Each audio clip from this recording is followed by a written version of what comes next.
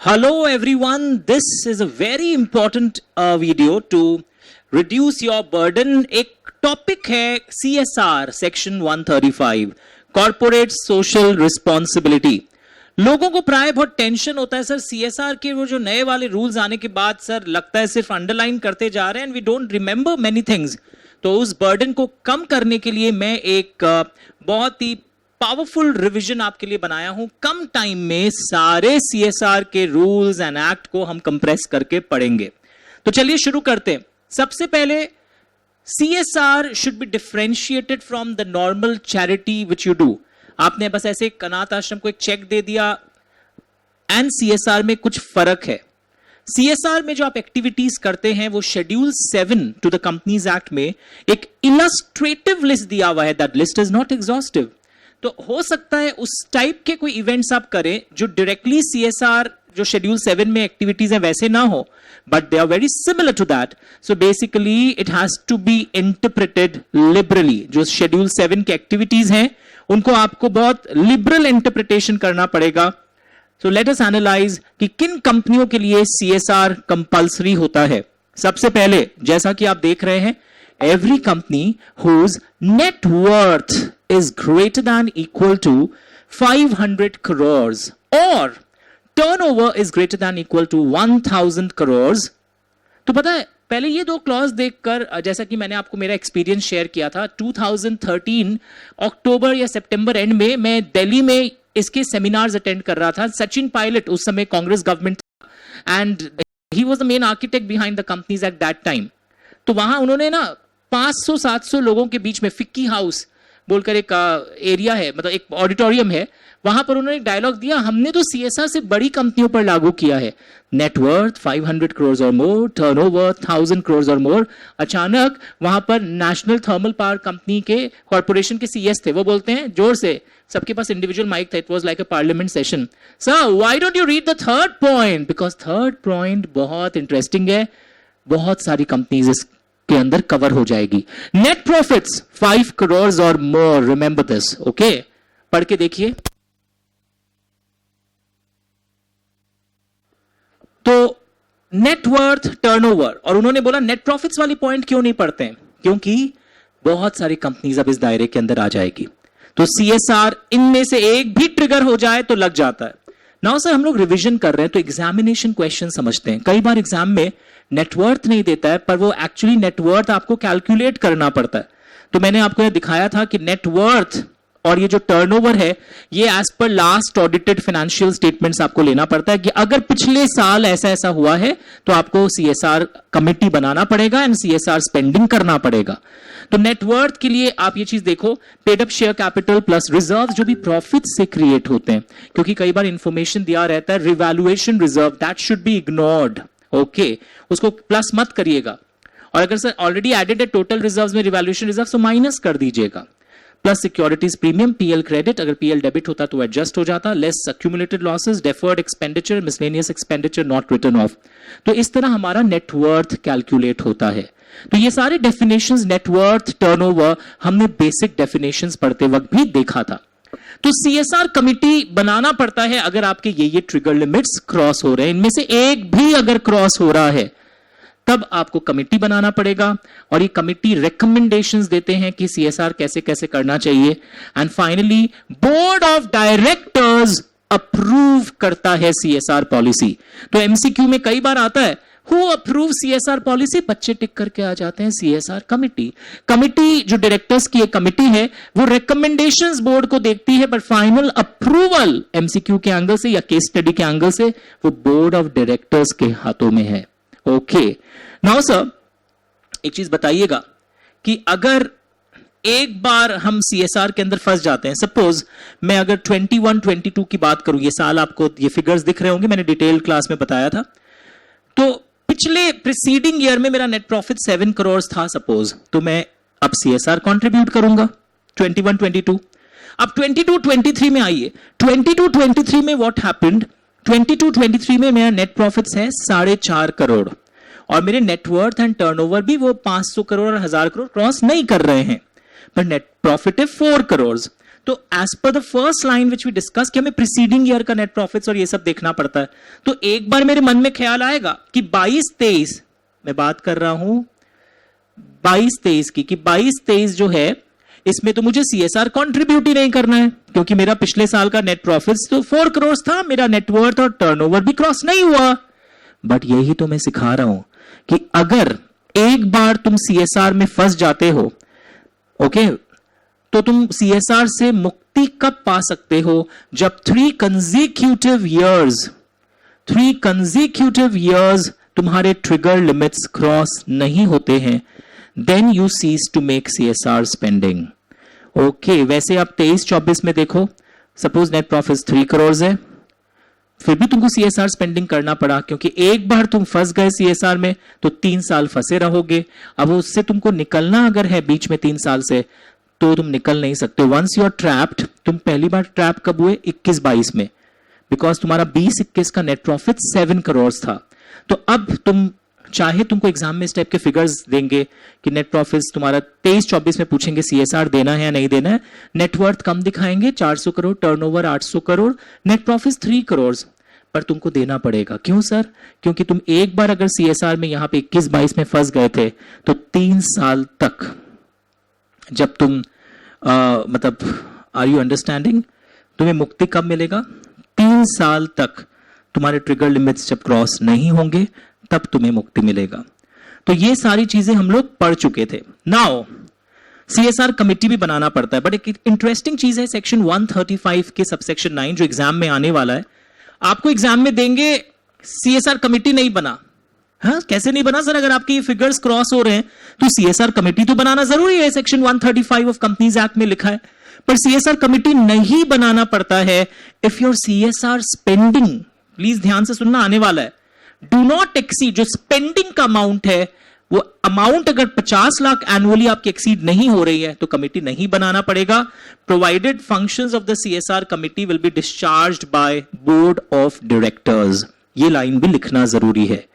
तो सर एक बात बताइए, सीएसआर कमिटी में कितने डायरेक्टर्स होते हैं? 3 डायरेक्टर्स होते हैं, जिसमें से एक डायरेक्टर इंडिपेंडेंट डायरेक्टर होगा। अगर आपकी कंपनी में इंडिपेंडेंट डायरेक्टर रखने की आवश्यकता है तो कहां लिखा हुआ है? Look here. और अगर आपकी कंपनी में सपोज प्राइवेट कंपनी है, उसमें इंडिपेंडेंट डायरेक्टर्स नहीं रखने पड़ते हैं, तो 2 डायरेक्टर्स भी कमिटी में हो सकते हैं। सर ये इंडिपेंडेंट डायरेक्टर्स क्या होते हैं? मैंने आपको डिटेल में बताया था। Part time directors are independent directors if they satisfy all the conditions which are laid down in section 149 read with rules. Okay, तो ये हम लोग देख चुके थे।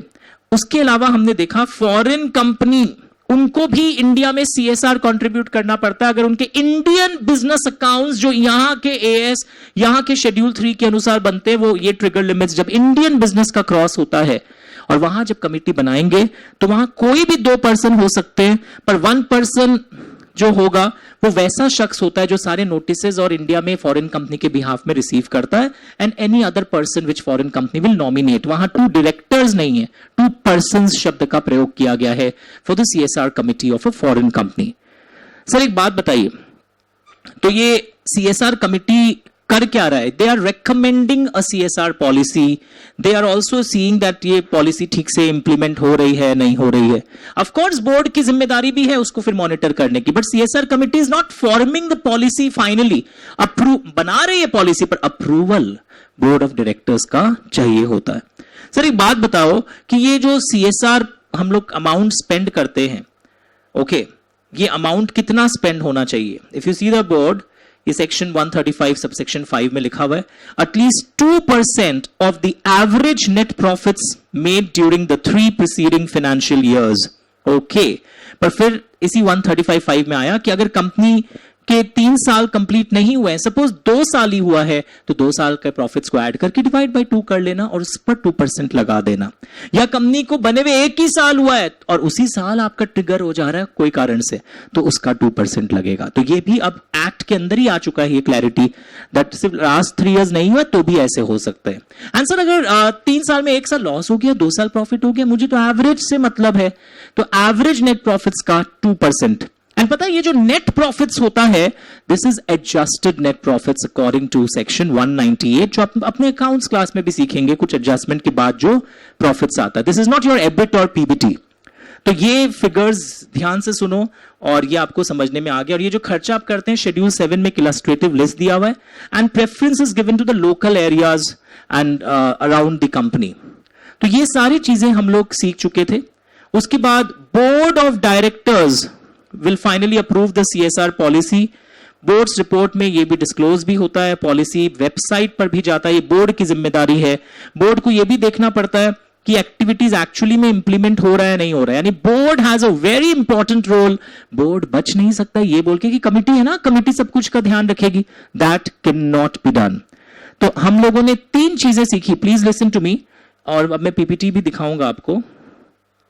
Just a second. या हम लोगों ने यहां पर 3 चीजें समझी है कि बोर्ड बेसिकली अप्रूव कर रहा है रिकमेंडेशंस ऑफ CSR कमिटी को ध्यान में रखते हुए.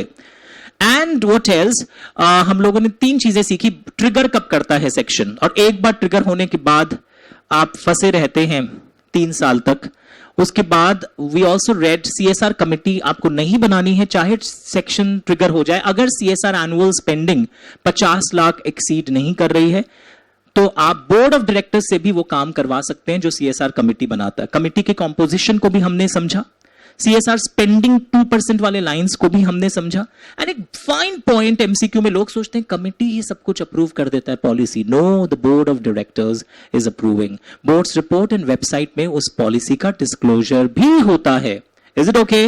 नाउ व्हाट एल्स, आज हम लोग पढ़ने वाले हैं कि कुछ कुछ जो रूल्स आया था, कुछ कुछ चीजें CSR के डेफिनेशन से एक्सक्लूड हुई थी. Some things are not included in the definition of CSR. ये भी हम लोग अभी देखेंगे. ऑलरेडी रूल्स में हम लोग देख भी चुके थे. तो now when you solve the question answers with me, आपको बहुत अच्छा भी लगेगा बिकॉज ये सारी चीजें आप जानते हैं. Now look here everyone. अब एक very interesting thing. Now everyone ready? Full page. अच्छा, इट्स रीडेबल, रहने दीजिए. नाउ CSR, सपोज आपको स्पेंडिंग उस साल 2 करोड़ करना था, आपने 1.5 करोड़ ही किया, तो there is a shortfall. Okay, there is a shortfall of 50 lakhs.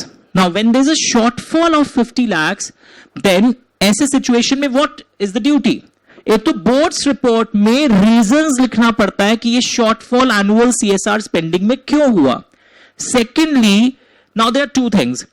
If ये जो खर्चा आप करने वाले थे CSR पर, if it is related to an ongoing project, यानी कि एक ऐसा प्रोजेक्ट जो 1 साल में कंप्लीट नहीं होता है. अब सपोज आप गांव में 300 टॉयलेट्स बना रहे थे वेस्ट बंगाल के गांव में, और उसमें टाइम लगेगा ना, सैनिटेशन, कंस्ट्रक्शन, डिजाइनिंग, बहुत कुछ टेक्निकल प्रॉब्लम्स आ सकता है सीवेज लाइन में. तो ये सब प्रोजेक्ट्स में अगर आपका खर्चा होने वाला था 2 करोड़ और 1.5 करोड़ ही हुआ इस साल का आपका, तो आप within 30 days from the end of the financial year आप ट्रांसफर कर दीजिए इस शॉर्टफॉल को अनस्पेंट CSR अकाउंट में in a scheduled bank. Okay, and within next 3 years आपको ये ऑनगोइंग प्रोजेक्ट में खर्चा करना. बिकॉज ऑनगोइंग प्रोजेक्ट का मतलब होता है एक ऐसा प्रोजेक्ट, रिवीजन करवा रहा हूं इसलिए फास्ट हूं, एक ऐसा प्रोजेक्ट जहां इस साल को छोड़ दीजिए जिस साल प्रोजेक्ट शुरू हुआ है, एक ऐसा प्रोजेक्ट जो विद इन नेक्स्ट 3 years आपको वो कंप्लीट करना है. Multi year project basically. And कई बार प्रोजेक्ट इनिशियली सपोज ऑनगोइंग नहीं थे, पर बाद में बोर्ड ऑफ डायरेक्टर्स अपने मिनट बुक में हालात को देखते हुए उसे ऑनगोइंग प्रोजेक्ट घोषित करते हैं, तो वो भी ऑनगोइंग प्रोजेक्ट माना जाता है. तो after 3 years you have to transfer. अगर मतलब आपको 30 days के अंदर एक बार अनस्पेंड CSR में डाल दो, वहां से ऑनगोइंग प्रोजेक्ट में खर्चा कर देना. और नेक्स्ट 3 years के अंदर भी अगर आप खर्चा नहीं करते हैं, तब फिर वो शेड्यूल 7 के फंड में within 30 days from the completion of the 3rd year transfer होगा. रिवाइज कर लेना, रिवाइंड कर लेना अगर प्रॉब्लम हुआ हो. और सर अगर वो ऑनगोइंग प्रोजेक्ट से रिलेटेड नहीं है, बस मैं टोटल मैंने गलती की है सर, शॉर्टफॉल था, वापस बोल रहा हूं, शॉर्टफॉल में you have to disclose in the boards report with reasons company को. सेकेंडली, इस टाइप के शॉर्टफॉल्स जब होते हैं ना, तो आपको फिर within 6 months from the closure of financial year schedule 7 का उस फंड में आपको एक अमाउंट ट्रांसफर करना पड़ेगा जो शॉर्टफॉल का हो, if it is not related to ongoing project.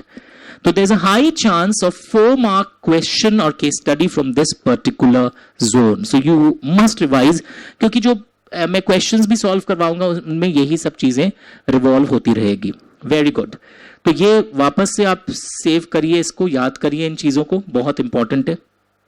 ये 30 डेज, ये 6 months. नाउ सिमिलरली इसी टाइप की बातें हमने ऑनगोइंग प्रोजेक्ट का यहां पे भी देखा था कि ये next 3 years maximum, excluding the financial year in which it is basically started. और अगर बोर्ड इसको बाद में 1 साल के बियॉन्ड, या अगर बाद में घोषित किया जाता है मल्टी ईयर प्रोजेक्ट, तो बोर्ड को मिनट बुक में जस्टिफिकेशन रिकॉर्ड करना पड़ता है कि किस आधार पे आप इसे ऑनगोइंग प्रोजेक्ट घोषित कर रहे हैं. तो यही चीज लिखा हुआ था. What happens if initially not approved, then there must be a reasonable justification, जो मिनट बुक में हम उसको रिकॉर्ड करेंगे. Okay sir. Now apart from this, very interesting part is this particular portion of your syllabus कि CSR policy क्या नहीं मानी जाती है आजकल, क्या क्या चीजें सीएसआर पॉलिसी नहीं है. Now before you go into that, ये जो हम लोग आज बात कर रहे थे 2% ऑफ एवरेज नेट प्रॉफिट्स, इस पे बहुत सारे केस स्टडीज रिवॉल्व करते हैं कई बार. नेट प्रॉफिट्स में इन्होंने रूल्स में लिखा था पहले भी और अभी भी है, it will not include profits from overseas branch, it will not include dividend received from other companies who are covered by CSR, because उस अदर कंपनी के प्रॉफिट्स में वो इंक्लूडेड था. उस अदर कंपनी ने भी अगर बाय चांस CSR में कवर्ड ही है लिखा हुआ है, तो वो उन्होंने 2% वहां भी कंट्रीब्यूट कर दिया. वो डिविडेंड का अमाउंट उस नेट प्रॉफिट्स में भी इंक्लूडेड था जिन कंपनीज ने 2% वहां भी कंट्रीब्यूट किया. तो उसी पे वापस से अब CSR कंट्रीब्यूशन की दरकार नहीं है. डिविडेंड रिसीव देखकर हड़बड़ाना मत. Dividend receive from those companies which are covered by section 135. तो हाई चांस है यहां से ये नेट प्रॉफिट्स, नेट वर्थ, इन पर क्वेश्चंस आने का. और सीएसआर बिना इस रिवीजन वीडियो आप समेट ही नहीं सकते. तो this revision video is a must even in the 1 day gap when you prepare for your exams. Revision इस वीडियो को 1.25x के स्पीड पर सुन लीजिएगा थोड़ा सा. Okay sir. अब हम लोग कहां जा रहे हैं बताते हैं. ये शेड्यूल 7 में मैंने बोला था कोई 5 एक्टिविटीज के नाम जरूर याद करना, मैंने सारे आपको पढ़ाते हुए बताए थे. उसके अलावा then we went to rules. Now rules में कुछ अच्छी अच्छी चीजें हमने देखने वाले हैं, ध्यान से सुनिएगा. सीएसआर के अंदर क्या क्या नहीं आता है. फॉर एग्जाम्पल, जो एक्टिविटीज आप अंडरटेक करते हैं, जो कंपनी का नॉर्मल बिजनेस एक्टिविटी है. अब सपोज एक कंपनी का काम ही है एक्सरसाइज बुक्स बनाने का, और वो गांव के बच्चों को एक्सरसाइज बुक्स अगर बांटने लगे कि हम एजुकेशन प्रमोट कर रहे हैं, वो सीएसआर नहीं है, बिकॉज उसकी normal business activity exercise book बनाने की है. तो जो एक्टिविटीज नॉर्मल बिजनेस एक्टिविटी के स्कोप में आती है, that can not be considered as CSR. But अगर कोई कंपनी जिसका काम ही है रिसर्च एंड डेवलपमेंट पर काम करने का, एंड वो अगर कोविड वैक्सीन से रिलेटेड कोई मेडिसिन के लिए रिसर्च एंड डेवलप कर रही है, तो वो सीएसआर माने जाएगी इन सालों के लिए जो लिखा हुआ है, प्रोवाइडेड कि वो जो रिसर्च है कोई गवर्नमेंट इंस्टीट्यूट या एजेंसी के साथ मिलकर कर रहा हो और बोर्ड्स रिपोर्ट में डिस्क्लोजर हो. ओके. तो ये जो रिसर्च करेगा वो इसके संग हो, in collaboration with these institutes and boards report में डिस्क्लोजर. तो अब एक क्वेश्चन पूछता हूं. एक कंपनी एक्सरसाइज बुक बना रही थी, हां सर बनाती है, नॉर्मल एक्टिविटी है. अब वो कंपनी कोविड वैक्सीन से रिलेटेड कोई रिसर्च करने लग रही है. ओके. तो ऐसे सिचुएशन में क्या वो सीएसआर के रूप में क्लेम कर सकता है? बात सुनो ध्यान से. लिखा है activities in pursuance of normal course of business. अब एक कंपनी जो already COVID vaccine, COVID awareness programmes of course माने जाते हैं कि वो सीएसआर है, तो ये सीएसआर है. पर अब मेरा वापस क्वेश्चन सुनो. एक कंपनी दवाई बनाती है, हां सर, अब वो दवाई फ्री में बांट रही है लोगों को, ये सीएसआर नहीं है. सर आप बोले ना दवाई बांटना सीएसआर है. लिखा है दवाइयां से रिलेटेड आर&डी आप कर रहे हैं, कोविड वैक्सीन से रिलेटेड, उसमें भी शर्त है कि ये रिसर्च गवर्नमेंट इंस्टीट्यूट्स के साथ हो और आपको अपने एनुअल रिपोर्ट में डिस्क्लोजर्स दें तो मिलेगा. तो लैंग्वेज ध्यान से पढ़िएगा. इंडिया के बाहर अगर आप करते हैं कोई सीएसआर एक्सपेंडिचर, वो सीएसआर नहीं है. बट अगर कोई आप स्पोर्ट्स ट्रेनिंग के लिए, ताकि वो आपके देश के लोग नेशनल लेवल, इंटरनेशनल लेवल पर स्पोर्ट्स को रिप्रेजेंट कर सकें, वो सीएसआर माना जाएगा, except that political party not CSR contribution. आप सिर्फ एम्प्लॉइज का बेनिफिट कर रहे हैं, सीएसआर नहीं है। आप अगर जनरल पब्लिक का बेनिफिट कर रहे हैं और आपके एम्प्लॉइज भी उसका पार्ट है, कोई बात नहीं। पर अगर आप सिर्फ अगर आप बेनिफिट कर रहे हैं पॉलिटिकल पार्टी या एम्प्लॉइज का, ये सीएसआर नहीं होगा। नेक्स्ट कोई भी सीएसआर एक्टिविटी, मतलब सीएसआर एक्टिविटी नहीं है, आप एक्टिविटी ताकि अवार्ड शोज में अपना बैनर लगा दिया आपने मार्केटिंग बेनिफिट्स डिराइव करने के लिए, तो ये सीएसआर नहीं माना जाता है। मतलब कैसे बताऊं, सपोज आपने वाटर टैंक्स शहर में जगह जगह लगा दिया, लोगों को पानी पिलाते हैं अच्छा क्लीन वाटर, और वाटर टैंक के ऊपर आपने कुछ अच्छे लोगो दिए, प्लांट ट्रीज, सेव एनवायरनमेंट, ये सीएसआर है, क्योंकि उस वाटर टैंक से भला तो हो रहा है ना लोगों का। अवार्ड शोज में आपने कोई सीएसआर नहीं किया, बस बैनर लगे हुए आपके, दैट इज नॉट सीएसआर, ये बोलना चाह रहा है यहां पर। ओके उसी तरह कोई भी एक्टिविटी अगर कोई लॉ के अंदर आपको करना पड़ता है स्टैट्यूटरी ऑब्लिगेशन फुलफिल करने के लिए, दैट इज नॉट सीएसआर। तो सीएसआर पॉलिसी को भी इन्होंने इस बार पहली बार डिस्क्राइब किया है कि बोर्ड बेसिकली सीएसआर पॉलिसी बनाएगा। पॉलिसी के अंदर हर साल का, पॉलिसी इज बेसिकली और ब्रॉड प्रिंसिपल्स कि आप क्या क्या खर्चा करने वाले। पॉलिसी के अंदर आपके implementation steps, annual action plans, all things will be there, वो सब भी रहेंगे। Okay sir, ongoing project I have already done. Now this is interesting.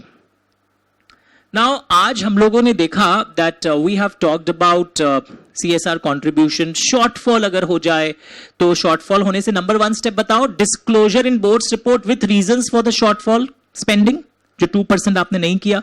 And if it is related to ongoing project, complete करो sentence.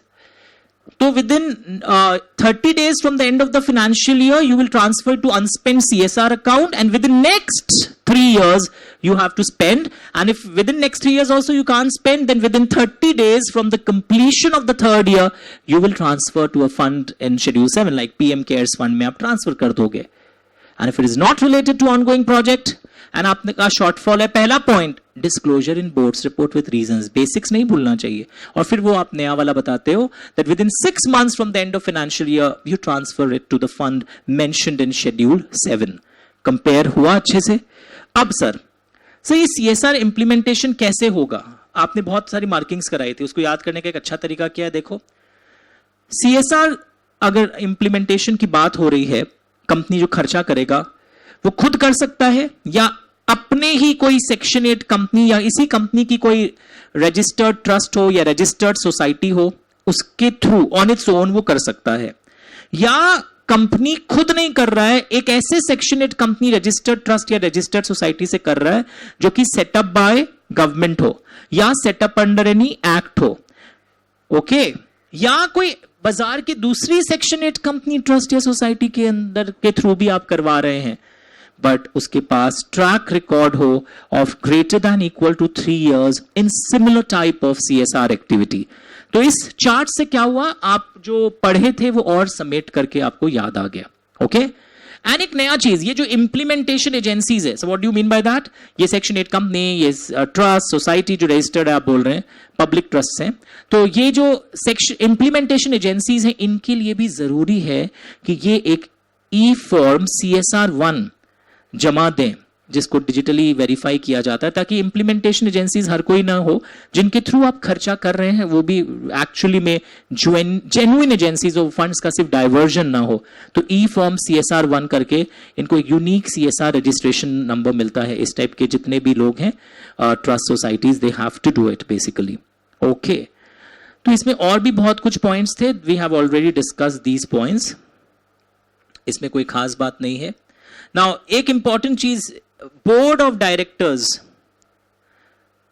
will satisfy that the funds have been utilized for the purpose in the manner they were approved, and company का जो CFO होता है ना, CFO, उसके ऊपर भी responsible है, रिस्पॉन्सिबिलिटी दी गई है फॉर फाइनेंशियल मैनेजमेंट की, वो भी सर्टिफाई करेगा। यानी this was a new point जो पहले नहीं हुआ करता था कि सीएफओ को एक रिस्पॉन्सिबिलिटी है कि वो फंड की यूटिलाइजेशन के ऊपर ध्यान दे, and even board shall satisfy that the funds have been utilised for the purpose they have been approved. Okay now very interesting, तो सीएसआर पॉलिसी हर साल बन जा रही है। पॉलिसी एक्चुअली क्या था, एक ब्रॉड पैरामीटर, वो बार बार चेंज नहीं होता है, पर जो एनुअल एक्शन प्लान सीएसआर का होता है ना, ये आप समय समय पर चेंज कर सकते हैं। Okay, based on a reasonable justification. Now very interesting, very interesting. Suppose आपको खर्चा करना चाहिए था, मेरी बात ध्यान से सुनना, आपको खर्चा करना चाहिए था सपोज 1.5 करोड़ 1.5 करोड़ एंड आपने खर्चा कर दिया 2 करोड़, यानी कि 50 लाख ज्यादा खर्चा कर दिया इस साल आपने. तो if the excess amount is spent on CSR more than the requirement, then that excess amount can be used for setting off in the coming 3 years if board resolution is passed. लिख लीजिएगा जिनका miss हुआ था उस दिन, कि suppose करना चाहिए था, मैंने आपको न्यूमेरिकल्स करवाए थे, करना चाहिए था आपको सपोज 1.5 करोड़, आपने 2 करोड़ खर्चा कर दिए. द एक्सेस अमाउंट, इंग्लिश ध्यान से सुनो, ये आंसर्स में आना चाहिए. The excess amount which was spent in a financial year can be used, excess amount of CSR spending which has been spent can be used for setting it off if in the coming 3 years we are not spending the required amount of that year. मतलब suppose मेरे 50 lakh extra है, ये है 2021 जो अब जहां मैंने access कर दिया है, तो मैं 21 22 22 23 23 24 में अपना ये शॉर्टफॉल यूज कर सकता हूं. मतलब अगर मैंने इन 23 24 तक नहीं किया, अचानक मैं 25 26 को बोलता हूं, मतलब मैंने उन तीनों सालों में भी अपना एग्जैक्ट अमाउंट स्पेंड किया है, पर अचानक 25 26 को बोलता हूं कम स्पेंड करके, सुनो मेरा कोई कम स्पेंड नहीं है, मैंने 4-5 साल पहले ज्यादा स्पेंड किया था, वो सेट ऑफ कर लो, वो नहीं चलेगा, क्योंकि सेट ऑफ का बेनिफिट कमिंग 3 इयर्स तक मिलता है. जैसे कई बार क्या होता है, आपके शॉपर स्टॉपर में पॉइंट्स होते हैं और उसमें बोलते हैं ना पॉइंट्स को यूज कर लो इतने तारीख के पहले, वरना फिर वो पॉइंट्स लैप्स हो जाएंगे आपके मेंबरशिप कार्ड में. उसी तरह ये जो सेट ऑफ का कॉन्सेप्ट है, ये फॉर कमिंग 3 इयर्स आप यूज कर सकते हो. This is very good. एक लाइन चाहिएगा एग्जामिनर को, और आप भी रिकॉर्डिंग आज सुन रहे हो. If board resolution is passed, okay, and what else, कि सरप्लस अगर हो जाता है, कोई हॉस्पिटल आप लगाने गए थे या स्कूल्स बना रहे थे बहुत सारे गांव में छोटे छोटे, तो कुछ बाई चांस सरप्लस जनरेट हो रहा है, तो सेट ऑफ करवाने के समय उस सरप्लस को अकाउंटिंग में मत ले लेना कि हम इस साल स्पेंड ही नहीं करेंगे कुछ भी क्योंकि मेरा तो सरप्लस ऑलरेडी जनरेट हो गया CSR से. That can not be the case. कहां लिखा हुआ ये चीज देखो, the excess amount available for set of will not include the surplus arising out of CSR activities. Remember this, everyone. So where a company spends an excess amount may be set off against the CSR requirement spending up to immediate next 3 financial years. जिसको मैंने easy language में बोला था. इसमें 2 चीजें, board resolution हमें पास करना पड़ेगा, and the excess amount will not include the surplus arising out of CSR activity. ओ, तुम ये नहीं बोल सकते सरप्लस भी मेरा एक्सेस है, इसको हम सेट ऑफ करेंगे. That can not B set of. तो कोई ऐसे एमसीक्यू या केस स्टडीज होंगे जहां ऐसा नजर आ रहा होगा, please beware of this. Okay sir, CSR spending कैसे होता है ये हमने देखा था, that it can be on its own or through its own Section 8 company or a registered public trust or society, या trust society Section 8 company under government or under any act, या कोई भी दूसरे Section 8 company trust society के through भी हो सकते हैं, registered public trust के थ्रू, provided दो दूसरी वाली है ना, जो ना गवर्नमेंट की है, ना मेरी है, ना कोई एक्ट के अंदर है, उनके पास 3 साल का track record of similar type of CSR project का होना चाहिए. Moreover, those implementation agencies must have filed e-form CSR1 and must have obtained their unique CSR registration number. Sir ये सब याद कैसे रहेगा, पढ़ते पढ़ते आप डेवलप कर लोगे. Next, very important, CSR reporting की बात हो रही थी यहां पर, और यहां पर ये रिवीजन क्लास चल रहा है, that's why we are fast, और ये नोट्स मैं मार्क्ड PDF लिंक में डलवा दूंगा. ये क्या चीज है, what is this impact assessment की बातें, ये क्या हो रही है, will just see, wait just a second.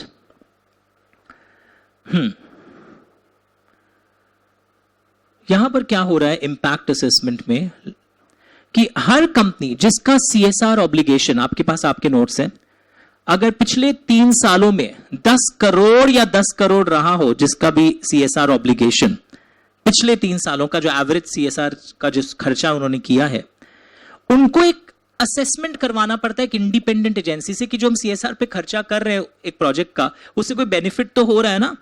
उन प्रोजेक्ट्स का कराना है जहां पर 1 करोड़ और मोर का खर्चा हुआ हो, एंड जहां 1 साल कम से कम हो गया हो, तब ना बेनिफिट असेस करने के पोजीशन में है.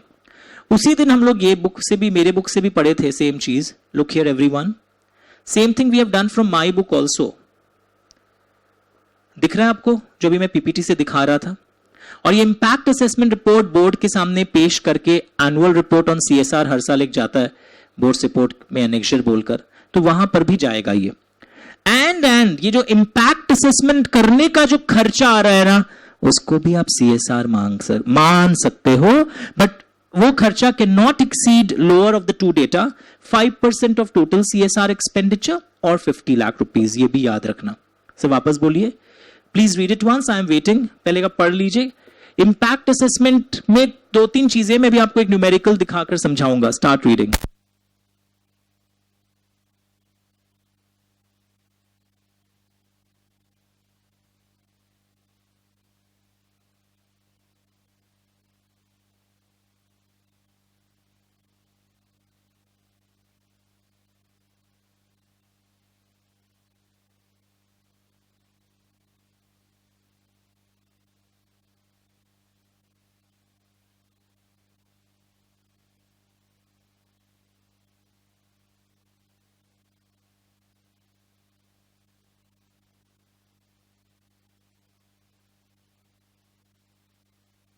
Okay, start doing it. वापस रीड करिए इंपैक्ट असेसमेंट को एक बार.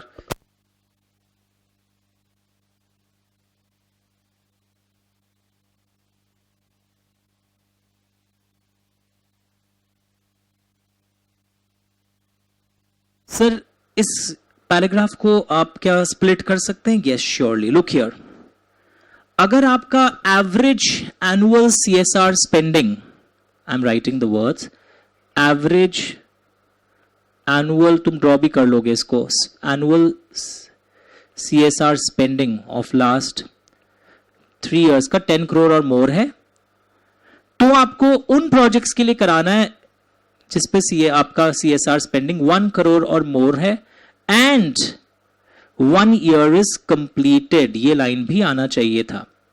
तुम ड्रॉ करो एक बार. और ये जो खर्चा होगा एक्सपेंडिचर,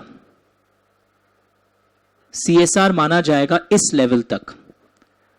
ओके, वैसे तो तुम कुछ भी बोल दो कि हम इतना खर्चा करवाएं असेसमेंट पता लगाने के लिए, वो नहीं चलेगा.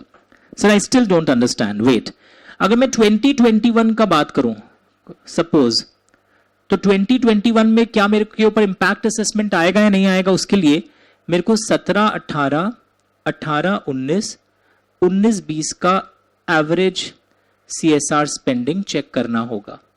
तो if the average CSR spending is suppose 11 crore, तो हाँ, केस बन सकता है. फिर मेरे को कौन से प्रोजेक्ट्स का देखना पड़ेगा. सपोज एक ऐसा प्रोजेक्ट है, फुल पेज करिएगा एक बार, 18-19 का देखूंगा. सपोज वहां पर 2 करोड़ खर्चा है, इस पे सपोज 80 लाख से खर्चा था, पर 18-19 का ही क्यों देखूंगा. 18-19 में वो प्रोजेक्ट शुरू हुआ था एंड अभी 1 ईयर कंप्लीट हो गया है 19-20 में, तब मैं उसका 2021 में इंपैक्ट असेसमेंट कराऊंगा. अगर मैं 19-20 का प्रोजेक्ट का इंपैक्ट असेसमेंट नहीं होगा, तुमसे 1 करोड़ देख के मत खुश हो जाना. 1 year should have completed, 1 year should have completed. तो मैं 2021 में अगर हूं और अगर मैं पहले चेक किया कि एवरेज एनुअल सीएसआर स्पेंडिंग, फिर मैं चेक करूंगा स्टेप 2 1 करोड़ वाला चीज, फिर मैं स्टेप 3 भी चेक करूंगा. तीनों स्टेप्स होने चाहिए. तो मैं 2021 में आई can not see the impact assessment of 19-20 project, because वो तो 19-20 में अगर हुआ है तो 1 साल कंप्लीट थोड़ी हुआ है. मुझे 18-19 का इंपैक्ट असेसमेंट करवाना है एक इंडिपेंडेंट एजेंसी से, और उसका रिपोर्ट को मुझे सीएसआर एनुअल रिपोर्टिंग के संग भी अटैच कर देना है. और जो खर्चा हो रहा है इंपैक्ट असेसमेंट के एक्सपेंडिचर पे, that can be considered CSR expenditure. मतलब वो सीएसआर माना जाएगा, बट कितने लेवल तक माना जाएगा ये भी आपको देखना पड़ेगा. So this is really interesting. अच्छे से इसको नोट करो, फिर से सुनना. सर, एक बार और बोल दीजिए. Note it down, I will wait. यानी 18-19 वाले प्रोजेक्ट का होगा, 18-19 का प्रोजेक्ट का आईए होगा इन 2021. Please start writing. Full page है ना? या. 18-19 का प्रोजेक्ट का होगा 2021 में, 2021 का आईए होगा इन 2021. Please start writing. Full page है ना? या. 18-19 का प्रोजेक्ट का आईए होगा इन 2021. Please start writing. Full page है ना? या.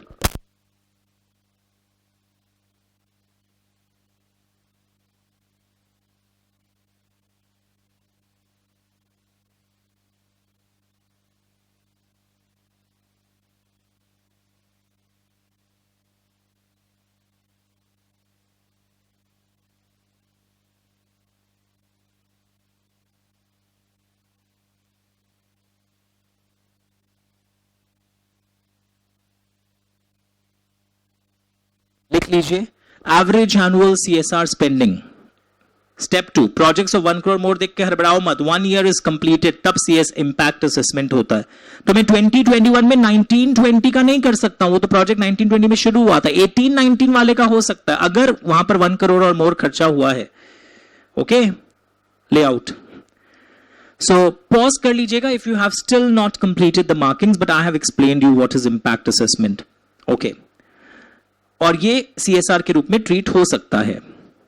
सर, तो बोर्ड को हर साल क्या क्या चीजें अपने वेबसाइट पे डिस्क्लोज करना चाहिए? Composition of CSR committee, CSR policy, projects which are approved by the board on the website if any for public access. ऐसे लाइंस मिले? Very good. तो अब जाकर सब कुछ कवर हुआ है। Now another thing, every company covered under 135(1) will furnish a CSR report in CSR2 form to ROC for the preceding financial year as an addendum to form AOC4, AOC4 XBRL as the case may be. तो ये भी एक नया requirement आया था, we have discussed in detail in the class. Every company, sir वो तो आपने करवा दिया ना, ई फॉर्म CSR1 कंपनी जमा देती है, ई फॉर्म CSR1 कंपनी नहीं जमा दे रही थी, वो जो section 8 company trust societies implementation agencies अपना एक यूनिक रजिस्ट्रेशन नंबर जनरेट करते हैं because they do CSR on behalf of companies. ये क्या है, हर कंपनी जो कवर हुई है उनको एक CSR रिपोर्ट CSR2 के फॉर्म में ROC को देना है for the preceding financial year as an addendum to this and this.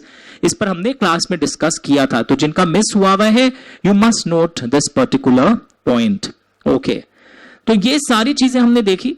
Sir, एक चीज मुझे जानना है, ये एडमिनिस्ट्रेटिव ओवरहेड्स बोलकर जो खर्चे होते हैं ये कितने हो सकते हैं CSR के केस में? लिखा हुआ है maximum 5% of the total CSR expenditure for the financial year. Sir, आपने अभी थोड़ी देर पहले तो कुछ करवाया था, वो अलग चीज था कि इंपैक्ट असेसमेंट का खर्चा CSR की तरह ट्रीट किया जाता है, but maximum lower of the two, 5% of the total CSR expenditure और 50 lakhs, ये हो रहा है। नॉर्मल जो एडमिनिस्ट्रेटिव ओवरहेड्स हैं जो बोल के हम खर्चा दिखा देते थे, इस पर अपर कैप क्यों लगाया? कई कंपनीज फंड आया CSR के लिए, सब खर्चा हो गया, सब खर्चा हो गया, मतलब डाइवर्जन ऑफ फंड्स हो रहा था। तो वैसा ना हो, इस पे 5% of the total CSR expenditure in a year. अब आप बोलेंगे sir CSR what is actually the administrative expenditure, क्या मतलब होता है? तो जहां पे ये रूल्स शुरू हुए थे, फुल पेज करो एक बार, आप वहां आ जाइए। एडमिनिस्ट्रेटिव ओवरहेड्स का मीनिंग भी इन्होंने बहुत अच्छा डिफाइन किया है। Start reading everyone.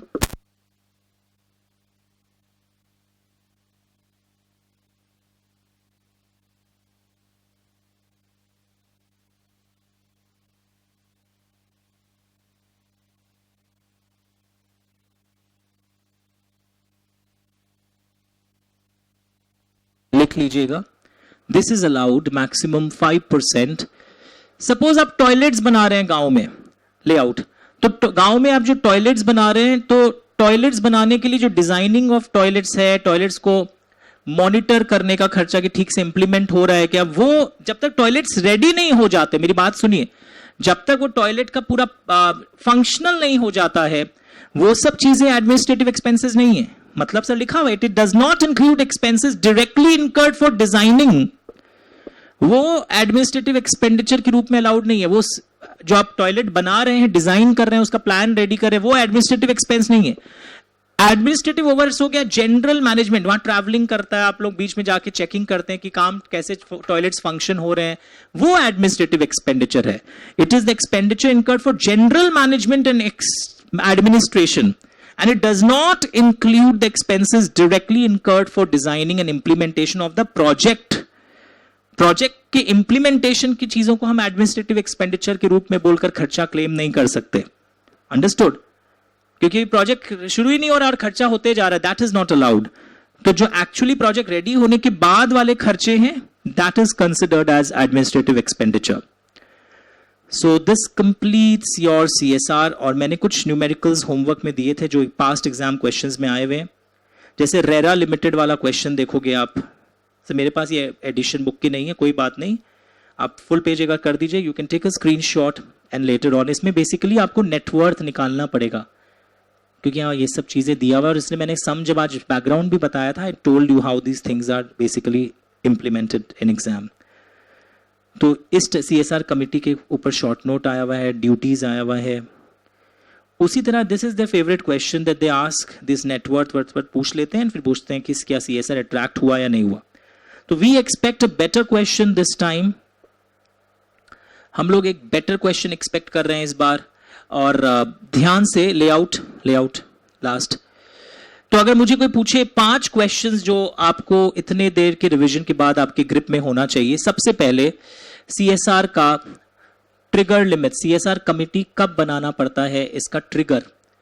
कि अगर आपका पिछले साल नेटवर्क, टर्नओवर और नेट प्रॉफिट्स इतने इतने के ऊपर चला जाए और एक बार चला जाए तो आप फिर 3 साल तक फंसे रहते हैं. 3 साल तक जब आप एस्केप करेंगे उन सेक्शन से तब आप बाहर आ पाएंगे. Next, exception. What was the exception?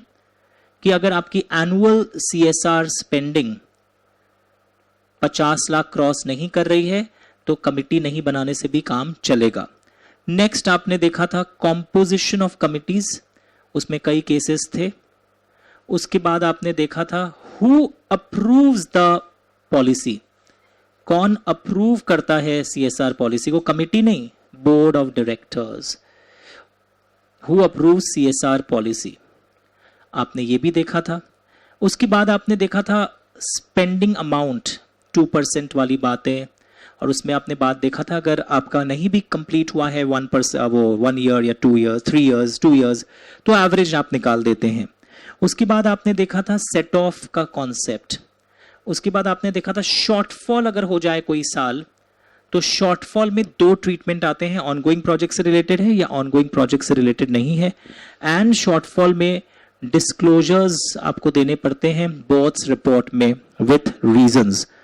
उसके बाद आपने इन्हीं क्लासेस में आज देखा था 8वां पॉइंट अगर मैं बात करूं, बिकॉज ये समिंग अप करना बहुत जरूरी है कि CSR में 10 टाइप के क्वेश्चंस कौन से हैं. शॉर्टफॉल में डिस्क्लोजर्स एंड 2 केसेस थे रिलेटेड टू ऑनगोइंग. अगर ऑनगोइंग प्रोजेक्ट से रिलेटेड है तो नेक्स्ट 3 इयर्स के अंदर स्पेंड कर दूंगा, बट पहले within 30 days from this year unspent CSR account, और अनस्पेंड CSR अकाउंट में आने के बाद नेक्स्ट 3 इयर्स के अंदर स्पेंड कर दीजिए, वरना within 30 days from the completion of 3rd year to a fund in schedule 7. याद आया? और बाकी केसेस में within 6 months from the end of financial year. Shortfall, set off, ये सारे दिखे हम लोगों को. उसके बाद what is excluded from CSR, ये इस बार नया आया था. व्हाट इज एक्सक्लूडेड, वो नॉर्मल बिजनेस एक्टिविटीज और ये सब वाले points, this was a new addition this year.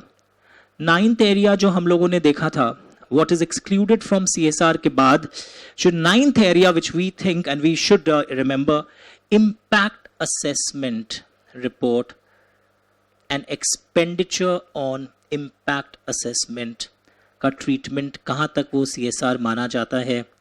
And एक इंटरेस्टिंग चीज हमने क्लास में देखा था, अभी हम लोग देख लेंगे फिर से इस चीज को, दैट इज एडमिनिस्ट्रेटिव एक्सपेंडिचर कितना अलाउड है, administrative overheads, that is to be also scene.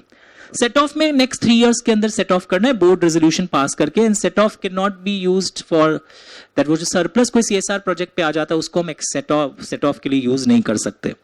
Administrative overheads दिखाई दे रहा है कितना, 5% मैक्सिमम अलाउड है of the total CSR expenditure. And अगर, ये भी एक अच्छा क्वेश्चन है जो एग्जाम में आ सकता है, दैट इज अगर कभी सरप्लस हो जाए, treatment of surplus on CSR project, अभी दिखा दे रहा हूं. तो ये एरियाज है जो आप भूल नहीं सकते. And 12 number, again interesting, list of schedule 7 items. तो इसके बाहर अब कुछ नहीं आ सकता. Treatment of surplus on CSR project, and 2 forms और आपने कुछ करना है. One is your E form CSR 1, ये तो इम्प्लीमेंटेशन एजेंसीज वाली थी, और ये CSR 2 आपको ROC के पास फाइल करना पड़ता है हर साल. So E form CSR 1 and CSR 2. Now full page once आप अगर लिखिए, फिर एक क्वेश्चन जो बचा हुआ है उसको मैं रिवाइज कराऊंगा अभी. Treatment of surplus on CSR project. तो ये सारे क्वेश्चंस आपको CSR में करना बहुत बहुत जरूरी होता है. तो जिनके छूटे हुए थे, ये मैंने डिस्क्रिप्शन लिंक में सारे क्वेश्चंस भी ऐड कर दिए. Very very important for all the courses जिनके भी CSR है. इसके बाहर अब कुछ नहीं आएगा. एंड बुक के पीछे जो क्वेश्चंस हैं उसमें कई मिस्टेक्स हैं, आप उसको इग्नोर कर दीजिए. सिर्फ जो मैंने 4 होमवर्क में बोला था, if you don't understand you can call me, they are now very very simple. Recording को रिवाइंड करके फिर लिख लीजिएगा पॉज करके. मैं एक बार जल्दी से दिखा दे रहा हूं. So these are the areas, 13 areas, 14 areas, जो भी चेक कर लीजिए. Now treatment of surplus on CSR project, इसकी मैं बात कर रहा हूं. That what is the treatment of surplus on CSR project, ये यहां पर भी आया था. अच्छा, एक और क्वेश्चन है जो मुझे दिखा देता हूं. लिखता है ये, दिस इज, या फुल पेज रखना. कहां था सर? जहां हम लोग उस दिन CSR 1 नाम का फॉर्म पढ़ रहे थे ना, जहां ट्रस्ट वस्ट वाला पढ़े थे, उसके बाद वाले पेज में. Any surplus on CSR activity will not form part of business profit. It will be plowed back into the same project. Number 1, it will be transferred to unspent CSR account और बाद में CSR policy के अनुसार खर्चा कर देना. Or transfer the amount to a fund mentioned in Schedule 7. Okay, within 6 months from the expiry of the financial year. Check कर लो please. पक्का? ये वापस आप इस आंसर्स को प्रिपेयर भी कर लीजिएगा. And last but not the least, जहां मैं क्वेश्चंस की लिस्ट बना रहा था, वहां एक क्वेश्चन ये भी है, 14 नंबर. इम्प्लीमेंटेशन एजेंसीज की CSR कैसे कैसे हो सकता हो, section 8 company trust, that is another list कि कैसे कैसे आप CSR के पैसे को रूट कर सकते हैं. एंड और कुछ पॉइंट्स भी आए थे, हमने क्लास में तो बहुत कुछ डिटेलिंग की थी, पर अगर मैं रिवाइज कराना चाहूं इस डिटेल्ड टॉपिक को, these are the areas which I can not skip. और जो भी मैंने क्लास में बोला था पढ़ना है, पर यहां पर लोग कंफ्यूज होते हैं, ये एरियाज आपके मिस नहीं होने चाहिए. ध्यान से देख लीजिए. This was very very important. Please do it. Thank you so much.